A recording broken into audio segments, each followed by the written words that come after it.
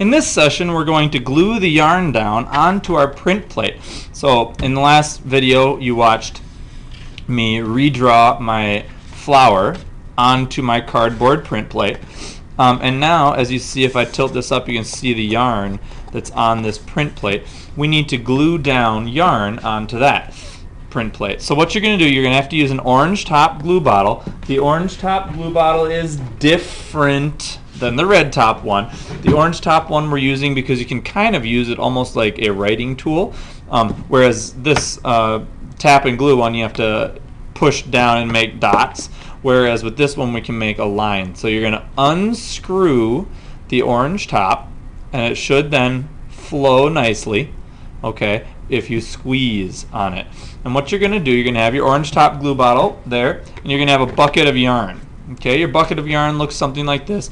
The pieces are all different lengths. It does not matter what color yarn you use because you're going to be painting on the yarn later, and the yarn color has no bearing on what your final image is going to look like. Okay, so what you're going to do is you're going to take your glue and you're just going to gently squeeze and draw right over your pencil line with your glue. Then you're going to take your yarn and you're going to have to cut your yarn to the kind of the right size. What I like to do is I like to start with it and I like to set it down and just kind of gently push it into the glue.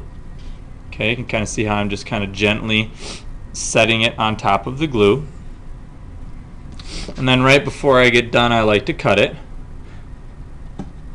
Okay, and then set it right on top like that. Okay, and then if you want to just pat it gently to make sure it sticks, you can do that too. So there's my first piece of yarn. Now I'm going to do my next one here.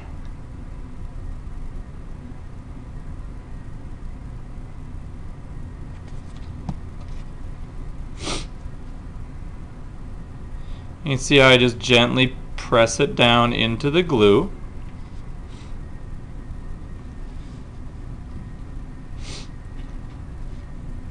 And the reason why we made the drawing first is so you'll have a very easy time recreating your drawing with the yarn, because it's kind of hard once you get the yarn to really make it look right.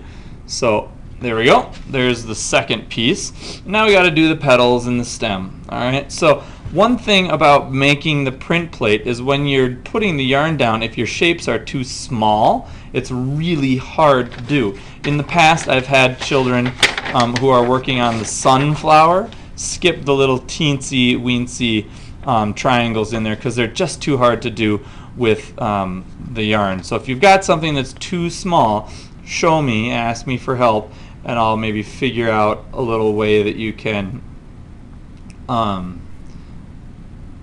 adapt your drawing a little bit so it works out better. Okay, but you just see how I'm tracing over my pencil lines with the glue. All right, and here we go.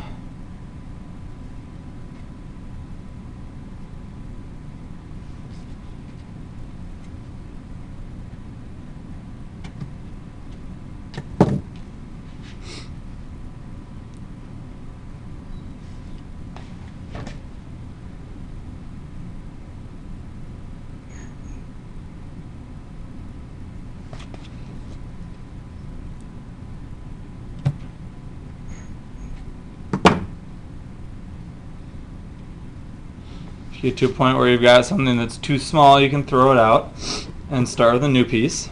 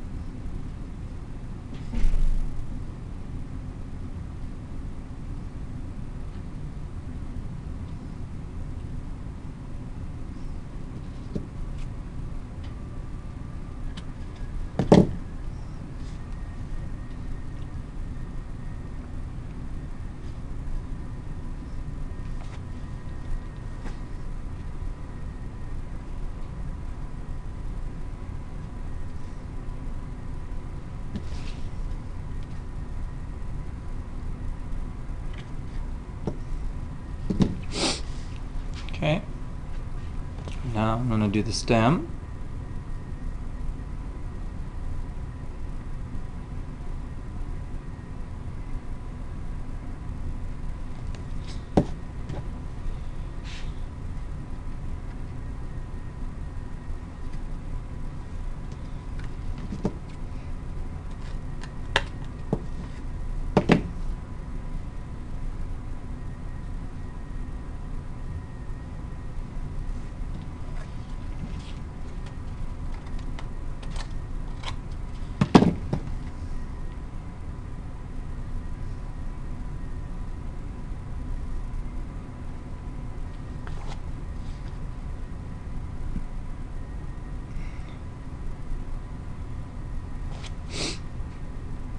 Okay, so there's my finished print plate.